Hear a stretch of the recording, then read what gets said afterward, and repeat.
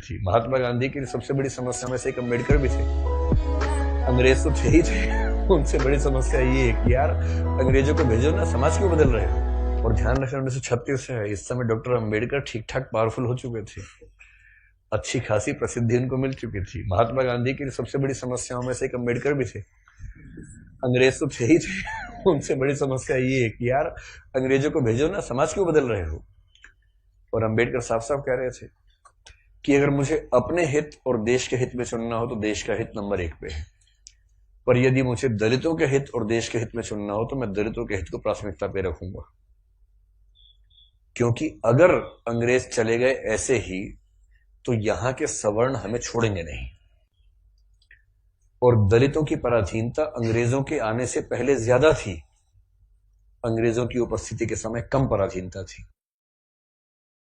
आपको गुस्सा तो आता होगा अम्बेडकर में कई बार, क्या ये कैसा आदमी था, है ना, लेकिन आप तर्क सुनेंगे तो दंग रह जाएंगे, तर्क अच्छे हैं। और मजे की बात है कि भारत की संविधान सभा में अम्बेडकर जितनी पढ़ाई पूरी संविधान सभा में एक भी मेंबर ने नहीं कर रखी थी। केवल एक BN राव थे जो एडवाइजर थे, उनके पास ठीक ठाक पढ़ाई थी, उन्हें छोड़ दें, बाकी सब मिट्टी के मतलब पेंदे टाइप के थे, प्यादे थे उनके सामने। पढ़ाई लिखाई का जो लेवल अम्बेडकर साहब का है वो किसी का नहीं है। तो कुछ लोग मैंने देखा कि सवर्ण मानसिकता के कुछ लोग अम्बेडकर को देशद्रोही घोषित करना चाहते हैं इन्हीं कथनों से कि दलित प्रश्न और देश के प्रश्न में दलितों को प्राथमिकता दूंगा तो बुरा मान जाते हैं। और उन्हीं से आप पूछो कि अगर हिंदू का प्रश्न हो और देश का प्रश्न हो, किसी प्राथमिकता दोगे तो हिंदू, हिंदुस्तान है, मजाक समझते हो तो हिंदुस्तान है बोलते हैं, हिंदुस्तान है। मुसलमान तो आए हैं, जा भी सकते हैं, लेकिन हिंदुस्तान है। तो अंबेडकर उस समय पावरफुल हो चुके थे, और अंबेडकर को मैं तो बड़ा सलाम करता हूं इस सेंस में। आमतौर पर वंचित वर्ग में जब कोई पढ़ लिख लेता है ना, अपने वर्ग से कन्नी काट लेता है। रिजर्वेशन का सबसे बड़ा दुख ये है, रिजर्वेशन का सुख ये है कि वंचित वर्गों के लोग आने लगे हैं सत्ता में, और जैसे ही एक गांव से एक बच्चा, दलित बच्चा IAS बनता है ना, पूरा गांव IAS बन जाता है। आरक्षण के वित्तीय लाभ केवल उस व्यक्ति को मिलते हैं जिसको आरक्षण मिला है, पर सामाजिक राजनीतिक लाभ पूरे गांव, पूरे कुनबे, पूरे कस्बे, पूरे शहर को मिलते हैं। कि हमारे गांव का चंदू IAS बना है, और चंदू वर्ग में मान लीजिए SC या ST में आता है, उस दलित जाति के उस गांव के और आसपास के 100 गांव के सब व्यक्तियों के पास कॉन्फिडेंस आ जाता है। कुछ बिगड़ा, चंदू को फोन लगा दिया, चंदू बिटवा देखिए जरा।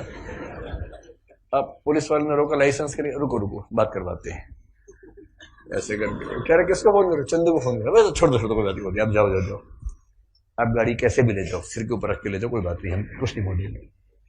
कॉन्फिडेंस लेवल बढ़ जाता है। एक रिजर्वेशन का फायदा ये होता है, आर्थिक फायदा नहीं होता, रिजर्वेशन आर्थिक मामला नहीं है, तो सामाजिक राजनीतिक समतलीकरण का मामला है, उसमें उसको देखना है। और अम्बेडकर ने, आजकल क्या होता है कि जो बच्चा IAS बनता है सबसे पहले कोशिश करता है कि उसकी जाति किसी को पता ना लगे कि वो रिजर्वेशन में है। और बहुत सारे लोग SC ST या OBC से रिजर्वेशन का लाभ लेकर अगर IAS बनते हैं तो कोशिश करते हैं कि शादी जैसे सवर्ण समाज में हो, क्योंकि IAS खुद एक जाति है, उस जाति में शादी कहीं भी हो सकती है, वहां जाति प्रथा बीच में नहीं आती है। ऐसे IPS भी एक जाति है जो IAS से नीचे की जाती है लेकिन ठीक ठाक जाती है, वो भी अपने आप में ठीक ठाक जाती है। जैसे IAS पति IPS पत्नी, लोग कहेंगे हाँ ठीक है, IPS पति IAS पत्नी, तो लोग कहते हैं अच्छा चलो कोई बात नहीं ठीक है इस तरह से मैनेज करते हैं, क्योंकि IPS नीची जाती है, IAS थोड़ी ऊंची जाती है, और IRS और बाकी सब तो बहुत ही नीची जाती हैं, और उसमें जो ग्रुप भी हैं वो तो शूद्र टाइप के माने जाएंगे कि ये तो बहुत ही नीचे के लोग हैं। बेशक UPSC ने सफलता दी हो, पर ये तो ये नहीं चलेंगे, इनके 10 नंबर कम आए से, इनको बाहर करो यहाँ से एक प्रकार की जाति व्यवस्था वहां भी है।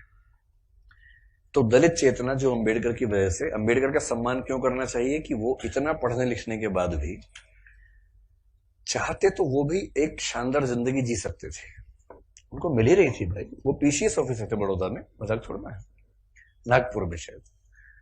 और जब नागपुर में वो सिविल सेवक बनकर आए, फेलोशिप वहीं से मिली थी पढ़ने के लिए, जब वापस लौटे तो उनको PCS अधिकारी बनाया गया। तो उनको कहा कि आप यहां रहना शुरू कीजिए और काम संभाल लीजिए। अब ये अम्बेडकर के सामने सबसे बड़ी समस्या, अगर आप उनकी कभी आत्मकथा पढ़े, मैं कैसे बना, हिंदी अनुवाद उसका ये है, उसमें प्रसंग है कि नागपुर में रहना है उनको क्योंकि वो ऑफिसर हैं, उनको अपने रहने के लिए कमरा चाहिए या घर चाहिए, ढूंढ रहे हैं पूरे शहर में, कमरा ही नहीं मिल रहा। लोग पहले पूछते हैं जाति कौन सी है, वो बताते हैं कि महार जाति का हूं, तो भाई कमरा नहीं है हमारे पास, हम किसी दलित को कमरा देंगे ही नहीं अपना। ये 1920-30 के दौरान नागपुर शहर की बात है। फिर वो कह रहे कि कई कमरे खारिज होते गए। एक और घर में गए, एक कोई दूसरा ऑफिसर था, वो दिखा रहा था, दोस्त के रूप में हेल्प कर रहा था, तो वहां मालिक ने पूछा ही नहीं कौन सी जाति के हो, इन्होंने बताया भी नहीं, ढिंडोरा क्यों पिटेंगे, उससे पूछा नहीं, उन्होंने बताया नहीं, कमरा मिल गया, रहने लग गए। और फिर वो देखते हैं कि एक दिन अचानक सुबह उठा तो बहुत शोर मचा हुआ था, मुझे लगा पता नहीं क्या हो गया, खिड़की से नीचे देखा तो हजारों की भीड़ हाथ में डंडे भाले हथियार लेके खड़ी हुई थी। उनको पता लग गया था कि एक दलित आदमी इस घर में रहता है और वो भीड़ मेरा कत्ल करने के लिए आई थी। और उसके बाद कुछ दोस्तों की मदद से पता नहीं पीछे के दरवाजे से कहां से किसी तरह से उनकी जान बचा के भगाया गया उनको। इस दौर से वो गुजरे थे। ये उसी देश की बात चल रही है, सारे जहां से अच्छा हिंदुस्तान हमारा, हम बुलबुलें हैं इसकी, ये गुलसिता हमारा, उसी की बात चल रही है। किसी और देश, पाकिस्तान की बात नहीं चल रही है, उसमें पाकिस्तान था ही नहीं, पाकिस्तान पेट में था उस समय अभी हुआ नहीं था, मतलब होने वाला था, अभी नहीं हुआ था। तो उस देश की बात है। और जब वो स्कूल में पढ़ते थे तो स्कूल में पढ़ते इसलिए थे कि उनके पिता सरकारी नौकरी में थे, तो थोड़ा सा ठीक स्थितियां थी उनकी, इसलिए स्कूल में एडमिशन मिल गया। पूरे स्कूल में एक दलित बच्चा था बस, B.R. अम्बेडकर, बस, बाकी सब सवर्ण बच्चे थे। अब दलित बच्चा कैसे हैंडल करे, वो पानी पीने जाएगा, पानी को छू देगा, पानी पवित्र हो जाता है, उसमें हीलियम आ जाता है हाइड्रोजन की जगह। उसके बाद जैसे दलित बच्चा छुएगा हाइड्रोजन के गुण बदल जाएंगे उसमें। तो एक व्यवस्था थी कि भाई पानी पीने की एक जगह थी सबके लिए, एक अलग से मटका था अम्बेडकर के लिए, अलग से रखते थे दूर, उनको वहीं पीना है और मटके को हाथ नहीं लगाना है। अब कभी कभी क्या हुआ, कई बार ऐसा हुआ कि जो आदमी पानी की व्यवस्था करने के लिए तैनात था वो छुट्टी पे चला गया, एक दिन 2 दिन आया नहीं। अब इसको प्यास लग रही है, बाकी बच्चों के पास पानी पीने को, उसको पानी पीने को नहीं है।